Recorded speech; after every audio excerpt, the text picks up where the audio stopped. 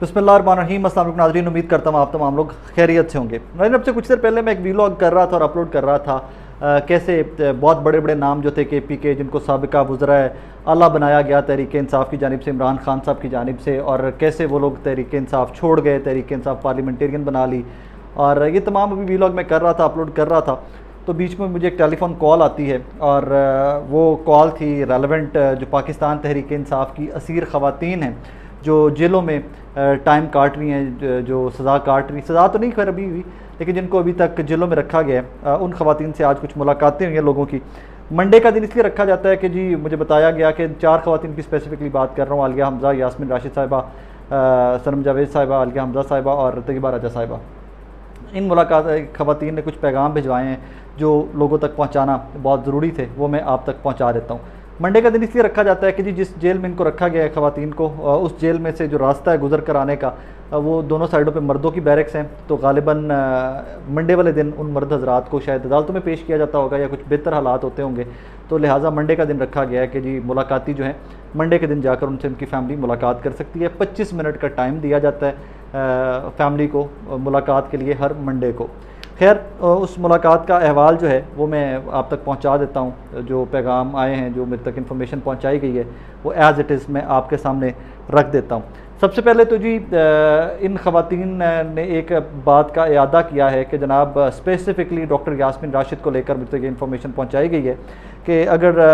उनके ऊपर मज़ीद प्रेशर बढ़ाया जाता है और उनको भी मज़ीद जेल में रखा जाता है, तो डॉक्टर यास्मीन राशिद साहिबा ने ऐलान कर दिया है कि वो जेल के अंदर से ही इलेक्शन लड़ेंगी और वो जेल के अंदर से जिस भी हल्के से इमरान खान साहब उनकी ड्यूटी लगाएंगे, जहाँ से भी उनको टिकट अगर देते हैं, तो उन्होंने साथ ये भी कहा कि अगर हमें टिकट देते हैं खान साहब तो जिस हल्के से भी खान साहब ड्यूटी लगाएंगे वो जेल के अंदर से बैठकर कैंपेन चलाएंगी और ये तारीख़ का हिस्सा बनेंगी ये ख़वातीन कि जी वो जेल के अंदर पाकिस्तान तहरीक इंसाफ की ख़वातीन ने बैठ कर इलेक्शन लड़ा था, लेकिन इमरान खान के साथ डटी रही थी, खड़ी रही थी। ये मिसाल है उस्मान बुज़दार साहब, परवेज़ खटक साहब और महमूद खान साहब के लिए कि आपको क्या क्या ओहदे मिले, पार्टी ने क्या क्या दिया आपको, और इन ख़वातीन को तैयबा राजा साहिबा को, सनम जावेद साहिबा को कुछ भी नहीं दिया, लेकिन वो आज भी ख़वातीन डट के खड़ी हुई हैं इमरान खान के साथ और इमरान खान के नरेटिव के साथ। आगे चलिए तो इनकी सेहत को लेकर कुछ पैगामात आए हैं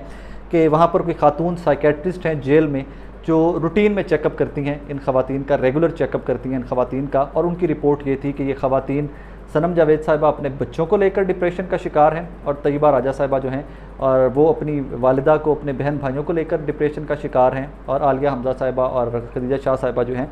ये तमाम ख़वातीन अपने बच्चों को लेकर बहुत इज़्तिराब का शिकार हैं और ये इनकी सेहत गिरती जा रही है एवरी पासिंग डे। इनका हौसला तो खैर वहाँ का वहाँ खड़ा हुआ है, लेकिन इनकी सेहत जो है वो शदीद इफ़ेक्ट हो रही है करंट सर्कमस्टांसिस के अंदर, कॉज इनको अपने बच्चों को देखे हुए, अपनी फैमिली से मिले हुए अब महीनों के महीने गुजर रहे हैं। और यही रिपोर्ट, कुछ इसी किस्म का रिपोर्ट जो है वो इनकी साइकोलॉजिस्ट जो हैं जो जेल की, उन्होंने भी गालिबन किया है और वो इनको टाइम टू टाइम मिलती रहती हैं ताकि किसी भी किस्म का कोई एक्सट्रीम मेजर्स जो हैं वो इन ख़वातीन की जानिब से ना लिया जा सके या कोई अल्लाह ना करे कोई उल्टा सीधा ये स्टेप ना उठा सकें। अब आगे आ जाइए तो ये तो होगी इनकी सेहत के हालात और ये किस डिप्रेशन का शिकार हैं, लेकिन at the same time they are standing firm. वो इमरान खान के साथ डट कर खड़ी हुई हैं कि किसी कीमत पर भी इमरान खान के बयानिए, इमरान खान के नरेटिव और तहरीक इंसाफ से ये ख़वातीन पीछे नहीं हट रही हैं एट दिस मोमेंट। यही सेम सिचुएशन जो है, थोड़ी सी आगे चलें तो मैं आपको मज़ीद उसको एलाबोरेट कर देता हूँ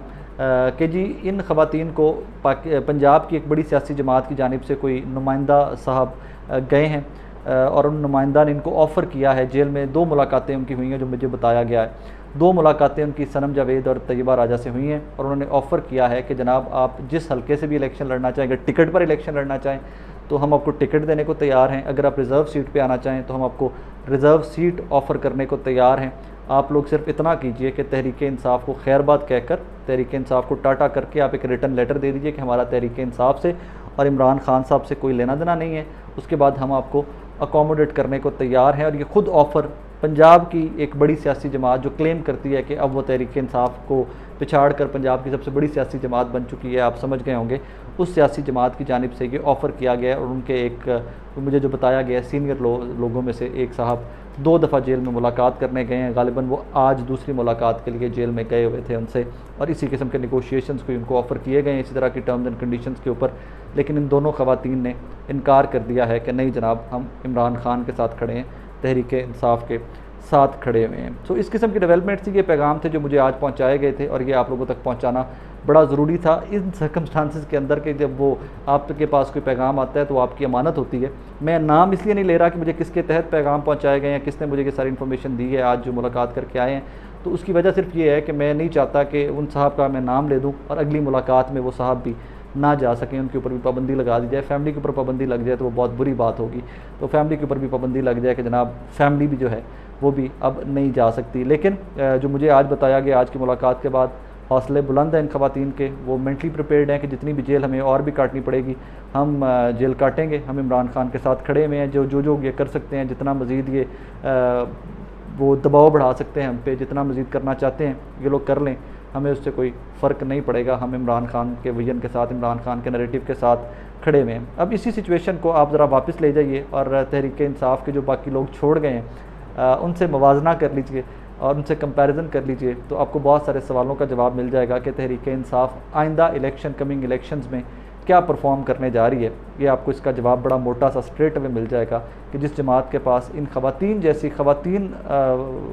मेंबर्स हैं, ख़वातीन कारकुनान हैं, उस जमात के मर्द हजरात भी किस हद तक फ़र्म अपनी पार्टी के साथ खड़े होंगे, ये आप लोग ख़ुद बेहतर मेरे से असेस कर सकते हैं। एंड में मुझे एक पैगाम भिजवाया गया, चिट के ऊपर लिखा हुआ मुझे एक पैगाम आया है कि जी कोई ख़ातून या कोई साहब मुलाकात करने गए तैयबा राजा साहिबा से, सनम जावेद साहिबा से, आलिया हमज़ा साहिबा से, तो वहाँ पर जाकर मेरे बारे में कोई डिस्कशन हुई है कि राय साकिब रॉन्ग नंबर है। तो उस पर मुझे ये पैगाम भिजवाया गया कि जब हमें आकर ये बताया गया कि राय साकिब रॉन्ग नंबर है तो हमने आगे से सिर्फ इतना कहा कुछ तो लोग कहेंगे, लोगों का काम है कहना। तो इसके ऊपर मैं सिर्फ इतना ही, क्योंकि उन लोगों ने मुझे तक जो पैगाम आया था वो फिर मैंने उसी तरह वो आगे पहुंचा दिया आप लोगों तक कि ये लोग इज़्ज़त के काबिल हैं, जो कारकुनान किसी भी सियासी जमात के हों, जो अपने लीडर के साथ खड़े होते हैं, जो किसी नज़रिए के साथ खड़े होते हैं, मैं उन लोगों की बड़ी इज़्ज़त करता हूँ। इन लोगों का कोई रिजर्वेशन थी या जो मेरे तक पैगाम आया तो मैंने ये पब्लिक कर दिया, मेरी ज़ात के मुतालिक भी जो आया था मैंने वो भी आप तक पहुँचा दिया। वरना लोग इस काबिल कहाँ होते हैं कि जो जिनका काम सिर्फ चंद हज़ार रुपये या जिन लोगों का पैगाम सिर्फ मुफ्त की तनकीद या जिन लोगों का काम लोगों के ख़िलाफ़ प्रोपोगेंडा होता है, अपनी स्टैंडिंग नहीं होती, उन लोगों को मैं ज़िंदगी में कभी जवाब नहीं दिया करता। मैं जवाब हमेशा से कहता हूँ कि जवाब किसी क्रेडिबिलिटी का होता है, जवाब किसी उस चीज़ का होता है कि जिसकी कोई बेस हो। जवाब उस चीज़ का मैं इतना वक्त ज़ाया नहीं कर सकता, मेरे पास इतना वक्त है नहीं कि मैं हर बंदे की तनकीद का या मैं हर बंदे के सवाल का जवाब दूँ। बच्चों को तो मैं वैसे इग्नोर किया करता हूँ, बच्चे हैं बस, ठीक है वो ठीक है, किसी की भी कोई अपनी राय है मेरे बारे में, वो कैरी करना चाहे वो 100 दफ़ा करता रहे। लेकिन वो बाकी मज़े की बातें हैं काफ़ी सारी, वो जब इंशाल्लाह ये ख़वातीन बाहर आ जाएंगी तो इनके साथ बैठ कर वो मैं आप तक डिटेल्स पहुँचाने की कोशिश करूँगा कि कौन गया, किस किस को डिस्कस किया जेल के अंदर, उन्होंने क्या क्या रिमार्क्स दिए किस किस के बारे में। आखिर में रुबीना शाहीन साहिबा जो लाहौर की पहले जनरल सेक्रेटरी थी पाकिस्तान तहरीक इंसाफ की और अब वो विमेन विंग की जनरल सेक्रेटरी बना दी गई हैं तहरीक इंसाफ की जानिब से, उनके बारे में एक मैंने वीलॉग किया था जिस पर रुबीना साहिबा ने मुझे कॉल किया। उन्होंने मुझे कहा कि आपको गलत इन्फॉर्मेशन आई है, तो मैंने फिर आज जो मुलाकाती गए थे उन लोगों ने फिर से वो कन्फर्म किया है कि क्या रुबीना शाहीन साहिबा ने आपको यही कहा था जो साकिब तक इन्फॉर्मेशन पहुंचाई गई। तो उन्होंने कहा जी बिल्कुल यही कहा था, हमें यही कहा गया था कि हमसे दोबारा रब्ता नहीं करना, हमें पता है कि तुम लोग दोबारा गिरफ़्तार हो गई हो, आज के बाद तुमने ख़वातीन विंग से लाहौर की से रब्ता नहीं करना। ये रुबीना शाहीन साहिबा ने सनम जावेद साहिबा को और तैयबा राजा साहिबा को कहा था। आखिर में डॉक्टर यास्मीन राशिद साहिबा की सेहत बहुत अच्छी नहीं है, बहुत बिगड़ रही है सेहत उनकी, लेकिन कैंसर सर्वाइवर हैं, बहुत सेहत बिगड़ रही है, लेकिन वो फर्म खड़ी हुई हैं अपने इरादे के ऊपर कि इमरान खान के साथ हैं, तहरीक इंसाफ के साथ हैं, और वो जेल के अंदर से ही इलेक्शन लड़ने का इरादा कर चुकी हैं और उन्होंने अनाउंस कर दिया हुआ है। और ये पैगाम उन्होंने कहा था कि ये किसी तरीके से लोगों तक पहुंचा दिया जाए कि हम लोग जेलों के अंदर रहते हुए भी, अगर इमरान खान हमें चुनते हैं कि हम इलेक्शन लड़ें तो हम जेलों के अंदर रहते हुए भी इलेक्शन लड़ेंगे इमरान खान के टिकट के ऊपर, किसी कीमत इमरान खान को नहीं छोड़ेंगे। और बाकी फिर आप यू अंडरस्टैंड बेटर कि कैद, फैमिली की ख़वातीन, बच्चों वाली ख़वातीन, और जिन्होंने कभी ज़िंदगी में एक दिन भी बच्चों के बगैर नहीं गुजारा होगा, जब वो महीनों बच्चों के बगैर, अपनी फैमिलीज़ के बगैर जेलों में काट रही हैं टाइम, तो किस कर्ब, किस अजियत से गुजर रही होंगी। लेकिन अभी तक उन ख़वातीन में से कोई खातून भी टूटी नहीं है। और ये मिसाल ज़रूर दी जानी चाहिए परवेज़ खटक साहब को,